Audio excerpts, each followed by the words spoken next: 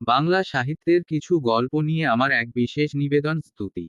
আপনারা শুনছেন স্তুতি, আমি সৌরভ বেজ আজ নিয়ে এসেছি আপনাদের জন্য একটি নতুন ঈশপের গল্প বৃদ্ধ কুকুর।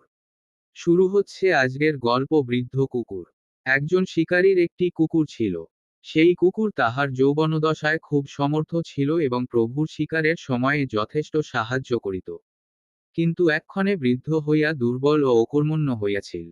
একদিন শিকারে গিয়া কুকুর একটা হরিণ দেখিতে পাইল এবং ছুটিয়া গিয়া হরিণের ঘাড় কামড়াইয়া ধরিল। কিন্তু তাহার শিথিল দন্ত ও বলহীনতার জন্য বলিষ্ঠ হরিণকে আটক করিয়া রাখিতে পারিল না।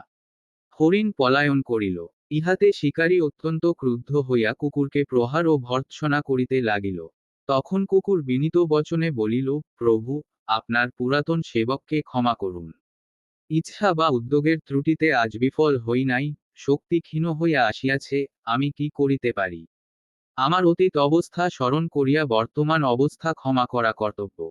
নীতিকথা, যৌবনে আর বৃদ্ধকালে কর্মক্ষমতা সমান থাকে না, একথা সকলেরই স্মরণ রাখা উচিত।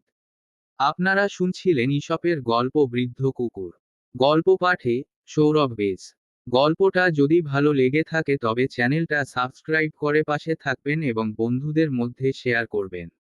আবার একটা নতুন গল্প নিয়ে হাজির হবে স্তুতি।